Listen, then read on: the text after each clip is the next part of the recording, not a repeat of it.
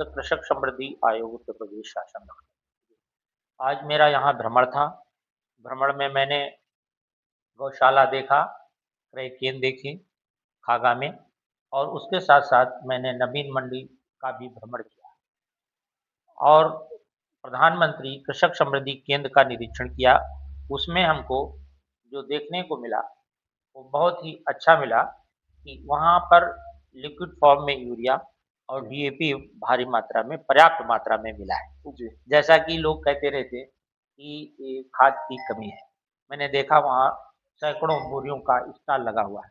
इससे हमको ये एहसास हुआ कि उत्तर प्रदेश के फतेहपुर में, खागा में कहीं भी खाद की कोई किल्लत नहीं है। मंत्री जी, ये भी तो हो सकता है कि पहले जो माहौल था, आपके आने के बाद माहौल दुरुस्त कर दिया गया हो, चूँकि लगातार लाइनें वीडियो वायरल हो रहे थे, खाद की किल्लत को लेके किसान परेशान थे। देखिए, किल्लत की बात नहीं है, लाइन की बात नहीं है, उसको समझने का फ़ेर है।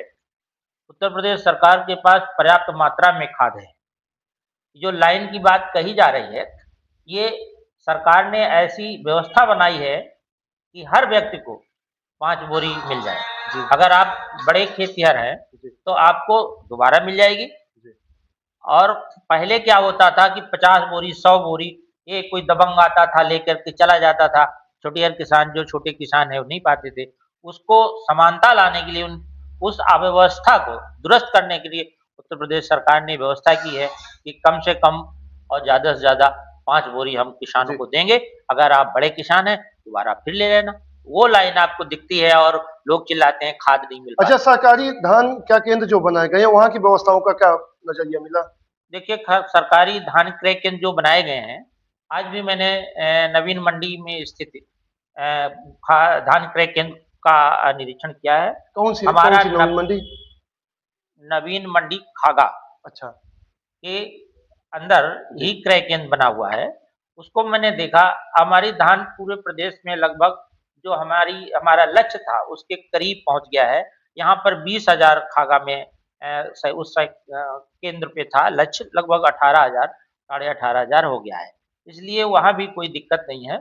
और कुछ लोगों ने मांग किया है, कहा है कि 100 एक दिन में 100 कुंटल की जो बाध्यता बनाई गई है, जी। तो उसको हमसे आग्रह किया है कि सरकार इसको बढ़ाए, 300 से 400 पर डे करे, ताकि किसानों की धान ले ली जाए। उस जी। पर हम बात करेंगे और हमको उम्मीद है कि सरकार इसको बढ़ा देगी। जी। मंत्री जी, एक चीज़ की शिकायत धान केंद्रों पे आई कि जो अधिकारी वहाँ के ज़िम्मेदार हैं, उनकी सहभागिता से मिलाकर जो प्राइवेट व्यापारी होते हैं, उनको धान बेच दिया जाता है, जबकि वहाँ पे अकाउंट बैंक लगाया जाता है किसान का।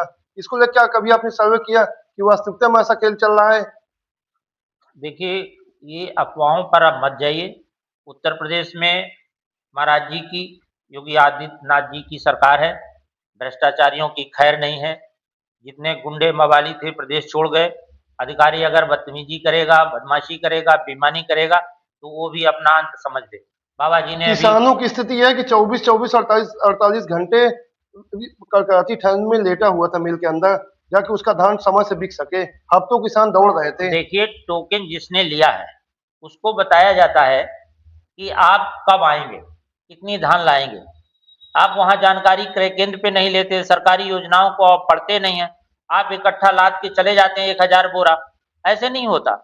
आप सिस्टम को समझिए, एक दिन आपको नहीं रुकना पड़ेगा और 24 घंटे में हमारी हर पूरे प्रदेश में 24 घंटे में हम धान का पैसा दे रहे हैं।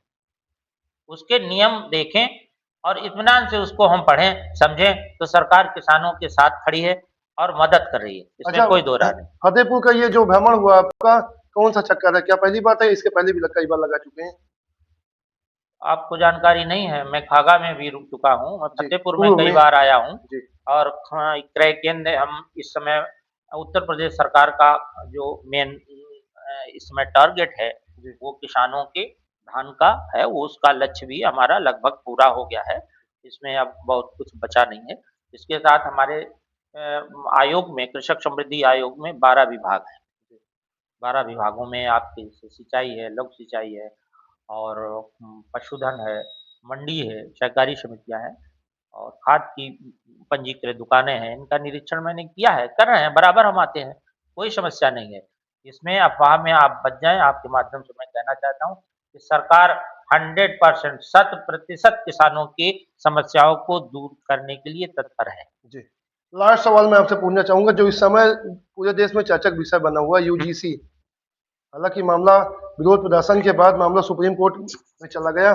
सरकार को क्या लगता है कि क्या सोचकर सरकार ने ये प्रणाली लागू की? क्या ऐसी आवश्यकता देश में पड़ गई? देखिए यूजीसी एक बड़ा मुद्दा बन गया है और इसमें मेरा तो सुझाव ये है कि यूजीसी अपने आप कमेटी नहीं बनाई। ये सुप्रीम कोर्ट ने रोहित वेमुला के केस में सुप्रीम कोर्ट ने यूजीसी से कहा था एक कमेटी बनाइए जिसमें उच्च शिक्षण संस्थानों में कोई दिक्कत ना आए। उसने कमेटी बनाई, लेकिन यूजीसी ने एक बहुत बड़ी गलती की है। जिन शब्दों का प्रयोग उसने किया है कि सवर्ण समाज उसमें उपद्रव करता है, उसको ये नहीं कहना चाहिए। मैं पूछना चाहता हूँ या बताना चाहता हूँ कि कोई भी ऐसा समाज नहीं है जिसमें उपद्रवी नहीं होते। होते हैं, उनको एक वर्ग या एक जाति या एक क्षेत्र में उपद्रवी नहीं होते, ये गलत किया उसने। यूजीसी की रिपोर्ट में होना चाहिए कि जो अभद्रता करेगा, बदतमीजी करेगा, उद्दंडता करेगा, उसके साथ ये कमेटी नियमों के तहत कार्रवाई करेगी। उन्होंने सवर्ण समाज को ले लिया, जो अशोभनीय है, निंदनीय है और वो विचारणीय है। ये नहीं करना चाहिए था। मेरा सुझाव है कमेटी से, दोबारा सुप्रीम कोर्ट ने मांग की है कि वो साफ-साफ लिखे कि जो उपद्रव करेगा, वो किसी जाति का हो, किसी धर्म को हो, उसके साथ ये कमेटी पूरी तरीके से निष्पक्षता से जांच करेगी, संस्थान की जांच करेगी और उसके साथ न्याय किया जाएगा। हम मांग करेंगे यूजीसी से और लोगों से कि इसी हिसाब से बनाया जाए। हमको कोई दिक्कत नहीं है, सवर्ण को कोई दिक्कत नहीं है, लेकिन टारगेट करके अगर किसी समाज को, किसी क्षेत्र को, किसी जात को किया जाएगा तो भारत में कोई उसको बर्दाश्त नहीं करेगा। अच्छा, उसमें एक बात कही गई कि जो उनकी टीम रहेगी उसमें कोई भी सवर्ण शामिल नहीं रहेगा। देखिए फिर वही बात घूम के आ गई। हमारा कहने का मतलब है कि जो विद्वान है, जो सीनियर है, जो सुप्रीम कोर्ट का रिटायर्ड जज है, हाई कोर्ट का रिटायर्ड जज है, वाइस चांसलर, इस तरीके से अगर जो शिक्षाविदों को उसमें रखेंगे तो उसमें जात कहीं नहीं आती। हर जात का आदमी, सारे जातियों में कोई ना कोई विद्वान पैदा हुआ है। इस तरीके से अगर करेंगे कि सवर्ण नहीं रहेगा, बैकवर्ड नहीं रहेगा, एससी नहीं रहेगा, तो इस तरीके से चलने वाली नहीं है। एक चीज़ हम आपको बता दें, इसमें भारतीय जनता पार्टी का कोई रोल नहीं है। ये 2012 में कांग्रेस ने इसको प्रोड्यूस किया था और भारतीय जनता पार्टी ने साफ-सुथरा करने के लिए इसमें 13 जनवरी 2026 को जब लागू किया है, तो इसमें देखा गया कि इस तरीके से उसका हम लोग विरोध करते हैं। भारतीय जनता पार्टी का लागू तो बीजेपी शासनकाल में ही हुआ। लागू वही तो मैं कह रहा हूँ 2012 में बना। इसके बाद जब भारतीय जनता पार्टी ने साफ पारदर्शिता के हिसाब से उसको लागू करने का प्रयास किया, तो उसमें निकल के ये आया कि ब्राह्मणों को सवर्णों को टारगेट किया गया। कोई भी नियम भारतीय जनता पार्टी ने आज तक जो बनाया है, वो सर्व समाज के लिए बनाया है। यानी उसमें ये सरकार और सवर्णों को, ऐसे कानून के खिलाफ है। ब्राह्मणों को जितना सम्मान भारतीय जनता पार्टी ने दिया, किसी पार्टी ने नहीं दिया। 10% उनको एक्स्ट्रा रिजर्वेशन दिया। आज भी ब्राह्मणों का सम्मान पहले से ज़्यादा है। कांग्रेस से ज़्यादा भारतीय जनता पार्टी ब्राह्मणों का सम्मान करती है। सारे ब्राह्मण हमारे साथ है, अब कोई दुखी नहीं। जिन चीज़ों से तकलीफ है वो कहना एक अच्छी चीज़ है। वो कहा गया है कि एक जात को टारगेट किया है वो कमेटी में वो सुधार होना चाहिए और ये सुधार होगा। भाजपा का इसमें ना कोई नुकसान है और ना इसमें कोई फ़ायदा है। ये कमेटी सुप्रीम कोर्ट के निर्देश पर रोहित वेमुला के आधार पे बनाई गई थी, जिसको भाजपा सुधारना चाहती है और भाजपा सुधारेगी। अच्छा, मैंने देखा आपकी भी पार्टी के कई नेता, जिम्मेदार अधिकारी, उन लोगों ने इस्तीफा दे दिया इस कानून को लेके। उन लोगों के लिए क्या कहेंगे? देखिए, भारतीय जनता पार्टी का जो सच्चा सिपाही है वो कभी नहीं जा सकता। तो क्या वो जिन बीजेपी के लोगों लोग ने नहीं थे? टिकट अरे जो सुनिए तो जो पूर्वांचल में 1-2 लोगों ने दिया है, वो मंडल अध्यक्ष तक के हैं। वो चुनाव लड़ना चाहते थे, उनको चुनाव में सफलता नहीं मिली, लोगों ने उनका सहयोग नहीं किया, इसलिए दिया बीजेपी को बदनाम करने के लिए। उन लोगों ने व्यक्तिगत हित में ये काम किया है। जो जिम्मेदार अधिकारियों ने इस्तीफा दे दिया। जिम्मेदार अधिकारियों ने भ्रम में दिया है और उनको इसके इस्तीफा से उन्होंने अपने परिवार के साथ गद्दारी की है। नहीं करना चाहिए, सोच समझ किस तरीके से कदम उठाना चाहिए था। बाप एक अपने बेटे को आईएएस पीसीएस बनाने के लिए कितना पापड़ बेलता है, ये उनको ध्यान रखना चाहिए। बीवी बच्चे हैं, जब आपने उस कमेटी को कायदे से पढ़ा ही नहीं, एकदम से इस्तीफा दे दिया। मैं कह तो रहा हूँ कि एक वर्ग, एक जात, एक समाज का आरोपित नहीं होना चाहिए, और वही सुप्रीम कोर्ट ने मान लिया है। आप उतावले होकर के दे दिए, ये गलत चीज़ है ना। आपने एक परिवार को जो है जोखिम में डालने का काम किया है, हम इससे सहमत नहीं हैं। आप संघर्ष करने चाहिए। आत्महत्या कौन करता है? जो गद्दार होता है। संघर्ष करने वाला आदमी बहादुर होता है, इनको संघर्ष करना चाहिए, इनकी अपनी बात रखना चाहिए। इन्होंने एक परिवार के साथ गद्दारी की है। कहीं न कहीं आप भी मानते हैं ईजीसी कानून गलत था, सवर्णों का इसमें शोषण हो रहा है। अगर ऐसे कानून हमारे देश में बनते हैं तो? यूजीसी कानून नहीं है, वो एक कमेटी गठित हुई है, उसने नियमावली तो है। सुप्रीम कोर्ट के निर्देश पे उसने बनाया, उसको उसने बना दिया, ठीक है, उसका अधिकार है। अब वो लागू होने लायक नहीं है तो उसमें जनता विरोध कर रही है, अच्छी बात है। कोई कानून ऐसे चुप में बनाकर थोप देगा क्या? अगर थोप देगा तो भाजपा किस लिए है? इसकी फाइनल मुहर किसने लगाई? लागू होने के पहले फाइनल होता किसने लागू किया? सुप्रीम कोर्ट ने तो आदेश किया था, सरकार को तो रोकना चाहिए देखिए, इसको। रोहित बोमला के केस में सुप्रीम कोर्ट ने कहा था इसको की कमेटी बनाओ, उसकी क्षमता नहीं थी, उसने साफ सुथरी छवि नहीं से वो कमेटी नहीं बनाई। इसमें क्या बात है? फिर बनेगी, नहीं बना पाएगी, फिर बनेगी। भारतीय जनता पार्टी हर समय सर्व समाज की बात करती है। उसने कभी भी किसी एक समाज को लेकर के ना कोई नियम बनाया है और ना कोई करने जा रही है। गलतफहमी में नहीं रहे, ना ठाकुर, ना ब्राह्मण, ना एससी, ना बीसी। अच्छा, अब थोड़ा-सा एक सवाल लास्ट बात पूछूँगा। माघ मेले को लेके आप देखोगे शंकराचार्य जी कई दिनों तक धरने पे बैठे रहे। बिना स्नान किए उनको वापस कर दिया गया। क्या लगता है सरकार से कहीं चूक हुई या जिम्मेदार अधिकारियों की वहाँ पर गलती थी? देखिए, मैंने इस पर एक बाइट दी है, बार-बार करने की ज़रूरत नहीं है। मैंने कहा है कि जिन पुलिस अधिकारियों ने वहाँ पर बटुकों को पीटा है और जैसा उसमें दिखाया जा रहा है कि चोटी पकड़ के पीटा है, तो ये भारतीय जनता पार्टी का संस्कार नहीं है।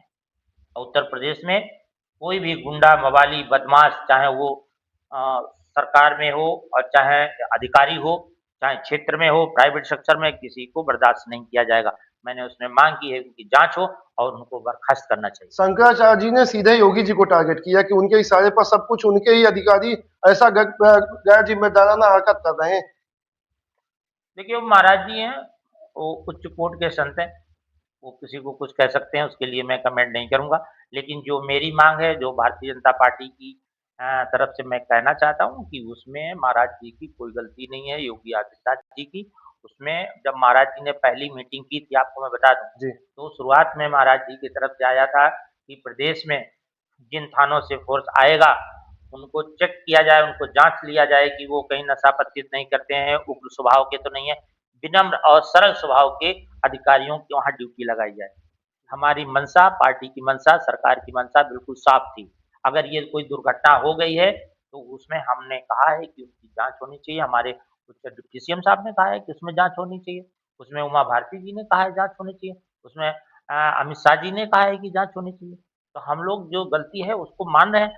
अब उसमें अगर कोई आरोप लगाता है तो वो बड़े संत हैं, वो कह सकते हैं, उसमें हम कोई अच्छा, एक माहौल ये सुनने में आया जो सोशल मीडिया पे चल रहा था कि कहीं न कहीं केंद्र के हस्तक्षेप के बाद यूजीसी नियमावली लागू की गई मुख्यमंत्री जी को हटाने के लिए ताकि सवर्ण खिलाफ हो इससे। ऐसा क्या मामला था? क्या कुछ ये सारी अफ़वाहें हैं, उस पे आप बच जाइए। योगी जी को अभी 5 साल और राज्य करना है, जितनी अधूरी योजनाएँ हैं और हमारे गरीब बच्चे, छात्र, बेरोज़गारों की जो समस्याएँ हैं, उसको दिन पर दिन हल करने का अगर कोई तीव्र गति से काम कर रहा है, तो भारत में उत्तर प्रदेश के मुख्यमंत्री जी कर रहे हैं। ये कल्पना है, कोरी कल्पना है, इसको कोई नहीं कर सकता। उनके सिवाय इस कार्य को कोई नहीं कर सकता। वो महाराज हैं और उन्होंने सनातन धर्म को ग्रहण करके राज्य चलाने का जो काम किया है, आज तक भारत में पहले मुख्यमंत्री हैं जो इतनी तीव्र गति से भ्रष्टाचार, गुंडागिरी और बेरोज़गारी और गरीबी हटाने का जो महाराज जी ने काम किया, उनका कोई मुकाबला नहीं। हमारे channel Bharat A to Z के माध्यम से आप आम जनता, किसान, जिम्मेदार अधिकारियों तक को क्या मैसेज देना चाहेंगे जनपद वासियों को? मैं तो यही कहूँगा कि उत्तर प्रदेश में सुशासन का राज्य है। बिना भय के हमारी बच्चियाँ आ जा रही हैं। छात्र एससी, बीसी, ओबीसी, जनरल के यहाँ काम कर रहे हैं, अपनी नौकरी कर रहे हैं, अपने घर-द्वार जा रहे हैं। इसमें किसी तरीके को भय नहीं है और समाज में अगर भय किसी ने हटाया है, तो वही राज्य है। बहुत-बहुत धन्यवाद। ये थे हमारे साथ कुलजीत सिंह जी, दर्जा प्राप्त राज्य मंत्री, जिनसे हमने कई टॉपिक पे अलग-अलग सवाल किए। धन्यवाद।